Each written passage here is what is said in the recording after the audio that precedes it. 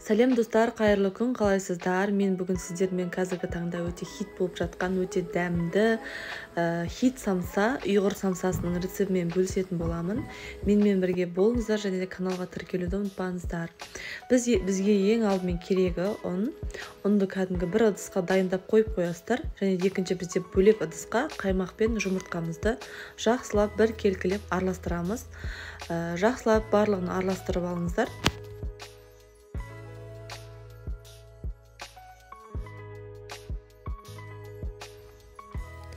Келесі бізде тұзды жақсылап салып араластырып алыңыздар. Өлшеп қойған бөлме температурасындағы суды немесе жылы су қоссаңыздар да болады. Осылай жақсылап араластырып қойып қоя тұрыңыздар. Шамалы уақытқа енді келесі бізде осылай ұн мен сары майды үккіштен өткізетін боламыз. Сары майды міндетті түрде тоңазытқышқа қойып қатырып алғандарыңыз дұрыс болады. Себебі осылайынан үккіштен өткізген кезде жақсы өтетін болады. Мен осылайынан кәдімгідей жақсылап үккіштен өткізіп алдым қамырымды.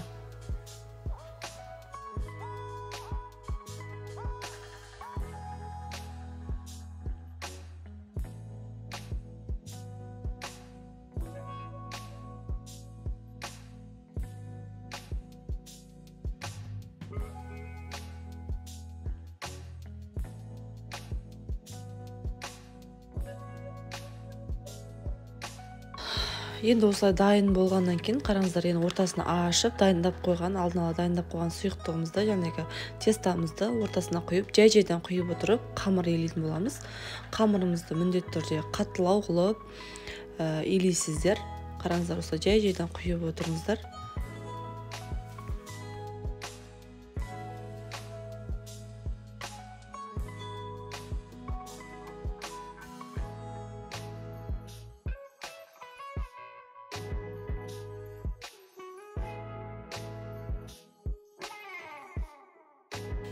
Қараңыздар, менеке қамырым дайын болды. Осы қамырды енді 1 сағатқа тоңазытқышқа салатын боламын.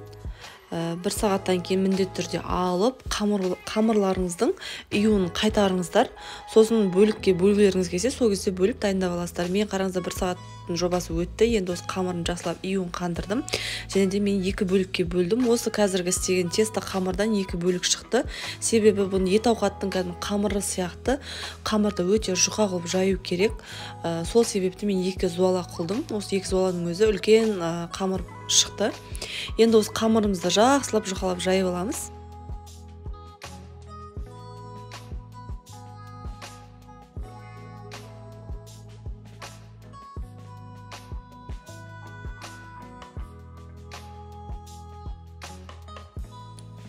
Қараңыздар, бірінші зуаламды жайдым, өте осылай жұқа қылдым.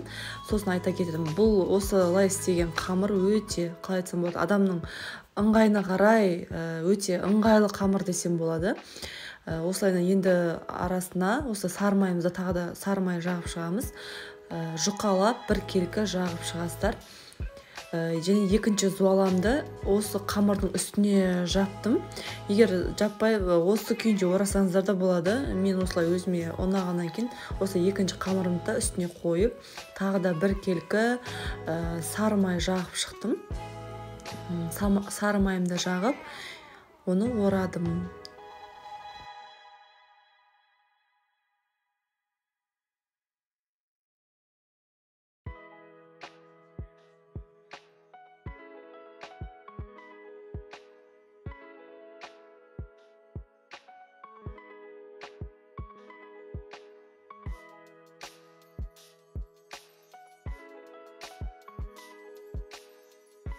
Мінеке осылай қамырымды орадым. Осы ораған қамырымды, қыздар, айта кетерім, ең аз дегенде тоңазытқышқа 2 сағат, 3 сағат қойып қойсаңыздар жақсы болады. Себебі кәдімгі жайған кезде, бөліктерге бөлген кезде ішіндегі сары майы шығып кету деген нәрсе болмайды, қиындық тудырмайды.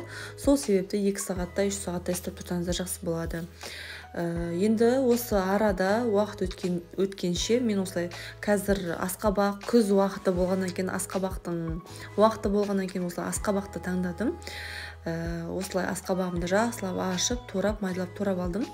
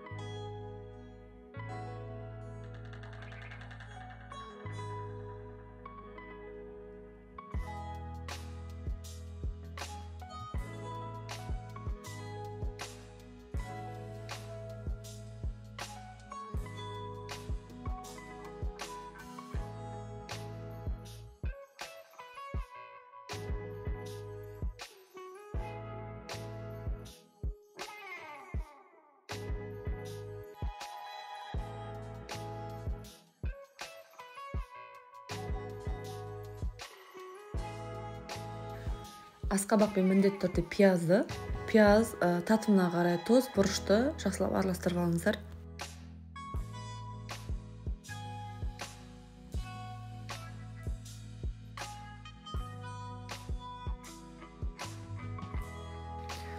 Енді бізде арада 3 сағаттай уақыт өтті. Енді менің қамырым, самсамның қамыры дайын тұр. Енді осыны кесіп, самсамыздың қамырын дайындайтын боламыз.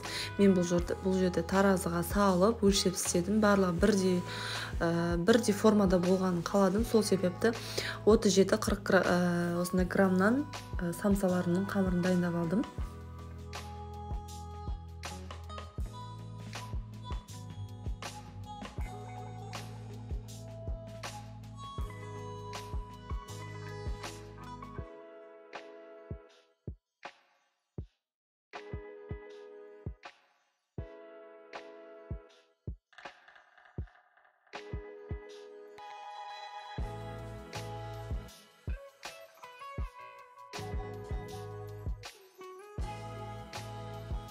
Мінеке, сіздерге бірінші самсамның түйін көрсетейін. Осылайынан асқабақты салмамызды салдым. Ешқандай да қиындығы жоқ. Білмеген жандар болса, бір-екі рет істеп көрсеңіздер, қолдарыңыз үйреніп кетеді деп айта аламын. Мінеке, қараңыздар, ұштарын тек қана қайырып отырып, ішке қайырасыздар, сонымен өзі шыға береді жай-жайдан.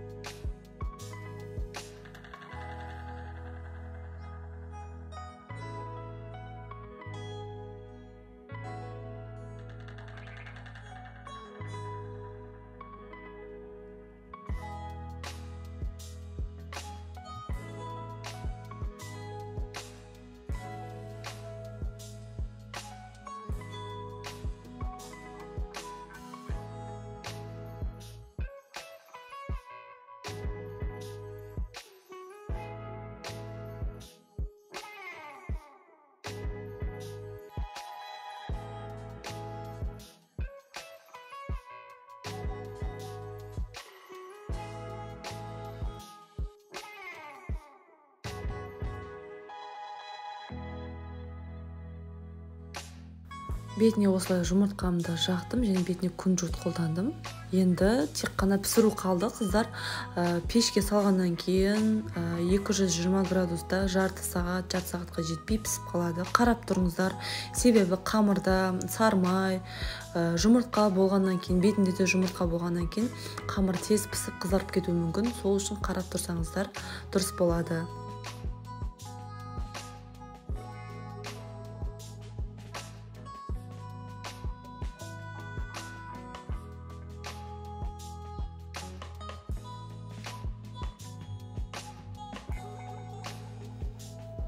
Қараңыздар, менде самса дайын болды. Өте дәмді, өте ерекше, маған қатты ұнады. Міндетті түрде жасап көріңіздер. Ас болсын.